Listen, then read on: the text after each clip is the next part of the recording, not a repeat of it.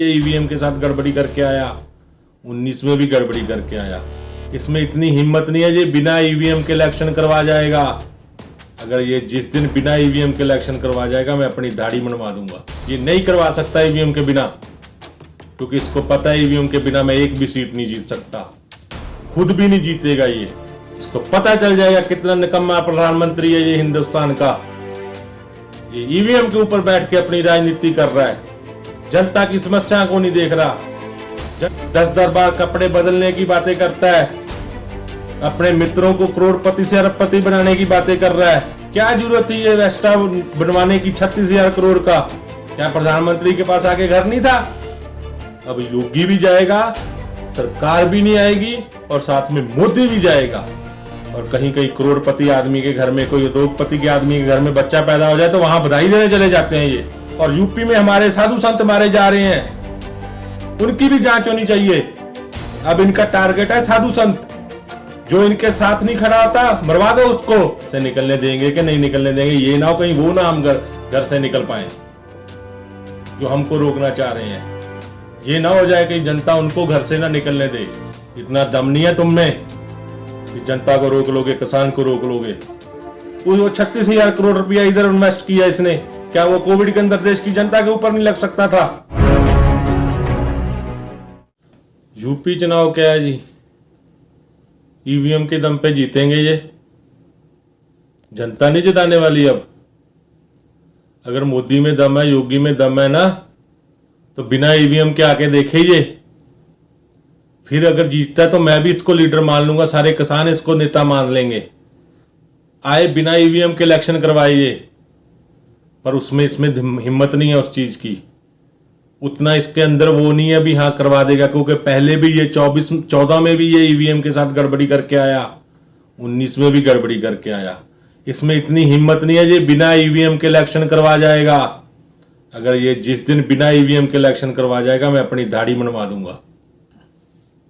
ठीक, ये नहीं करवा सकता ईवीएम के बिना, क्योंकि इसको पता है ईवीएम के बिना मैं एक भी सीट नहीं जीत सकता, खुद भी नहीं जीतेगा ये मैं बता देता हूं। और अब जो किसानों के साथ इसने पंगा ले लिया है, अब तो बिल्कुल ही खत्म हो गया है। मैं किसान नेता इसको चैलेंज देता हूं कि तू करा ईवीएम के बिना इलेक्शन।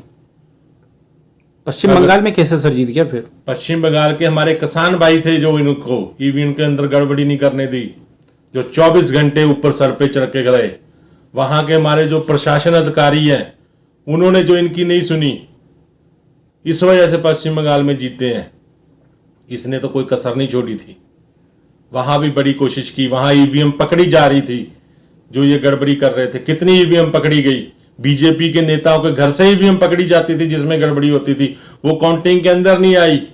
अगर वो काउंटिंग के अंदर आ जाती तो तब भी हो जाता, वो तो वहां के हमारे किसान भाइयों ने नहीं आने दी, इसलिए नहीं जीता वो। ऐसे ही अगर इसमें दम है तो बिना ईवीएम के आए, इसको दिख जाएगा कितना पानी में है ये, इसको पता चल जाएगा कितना निकम्मा प्रधानमंत्री है ये हिंदुस्तान का।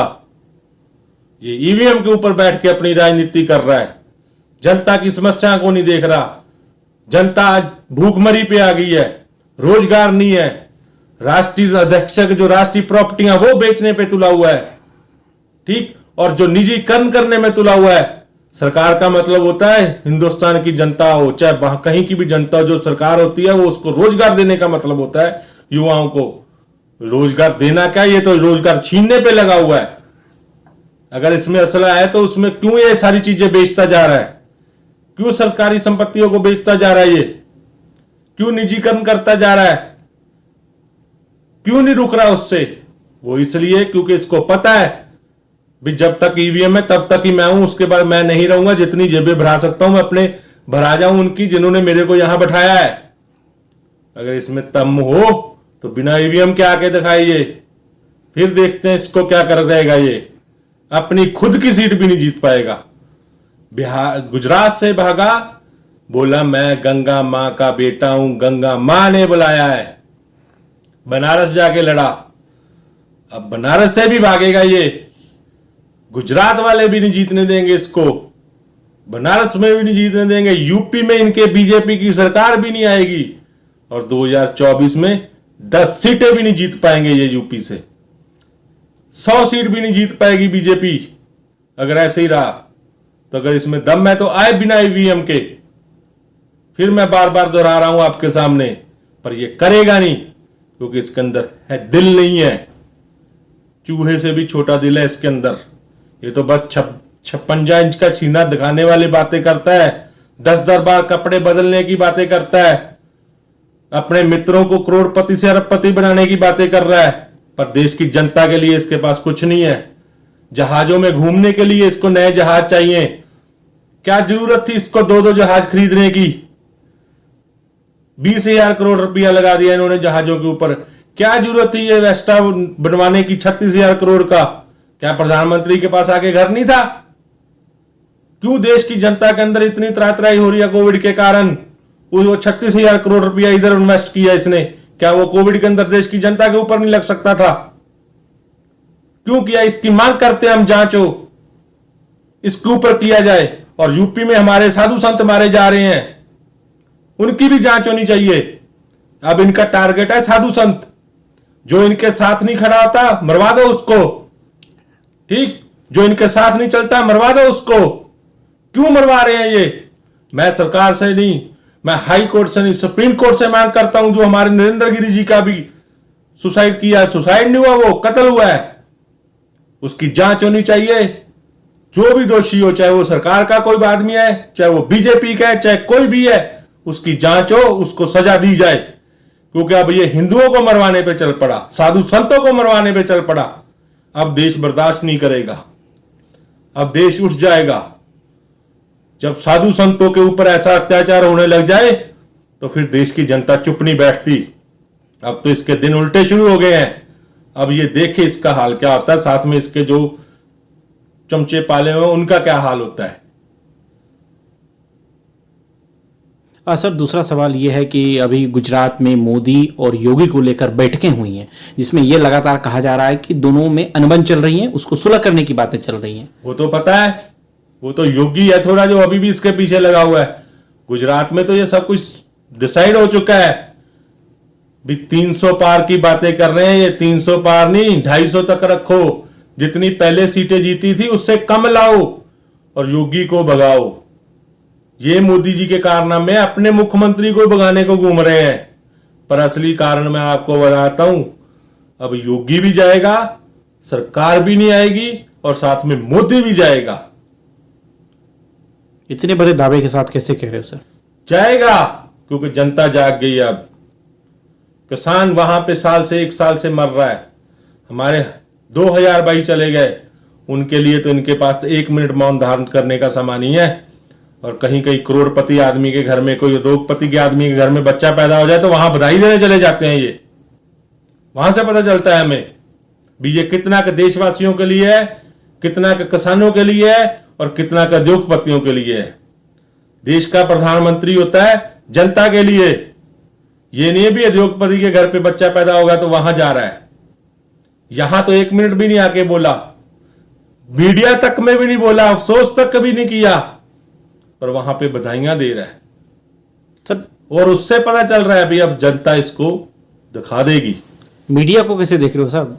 भारतीय मीडिया को? मीडिया भी आपके जैसे चंद लोग ही बचे हैं, दूसरे तो सारे के सारे अब गोदी मीडिया में बैठ गए हैं। एनडीटीवी बचा था, वो भी अब अडानी ने खरीद लिया और उनके ऊपर प्रेशर बना रहे हैं।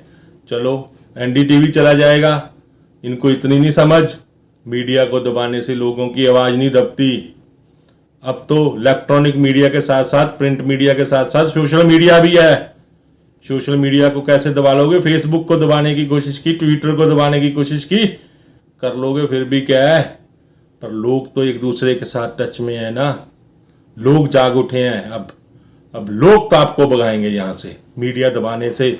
ये मत सोचो भी तुम यहाँ रह जाओगे, दबा लोगे कोई नहीं, मीडिया नया भी आ जाएगा, नया उठ खड़ेगा। अभी मीडिया खत्म नहीं हुआ, मीडिया में है अभी सच दिखाने की हिम्मत।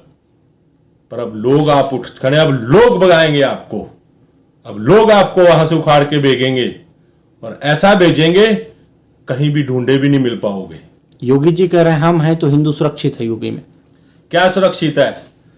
इतना हिंदुओं का कत्ल तो पहले नहीं हुआ जितना यूपी में अब हो रहा है। इतना ब्राह्मण पहले नहीं दुखी हुआ यूपी में जितना अब हो रहा है। अब साधु संत मरने लग गए। ये है कुछ वहां की खुशहाली? यूपी ये में खुशहाली नहीं है, यूपी ये में- बर्बादी है, ये अत्याचार है, ये तो एक तानाशाही है। तानाशाही से सरकारें नहीं चलती। अब ये छोड़ना पड़ेगा सब कुछ, और सरकार आएगी, जनता की सरकार आएगी। इसके लिए सर किसान क्या करने वाला है यूपी चुनाव में? यूपी चुनाव में हम तैयारी कर चुके हैं। यूपी चुनाव के लिए यूपी चुनाव नहीं, यूपी, उत्तराखंड, गोवा, मणिपुर, खास पंजाब। अब पंजाब ने बदला ना मुख्यमंत्री। कैप्टन अमरिंदर सिंह भी ठीक था, किसानों के साथ था, पर कुछ समस्या थी, उस वजह से हुआ। अब नया मुख्यमंत्री आया है, अगर वो सही रहेगा तो ठीक, नहीं तो वो भी जाएगा। अब चलेगी तो सरकार चलेगी, किसान की चलेगी।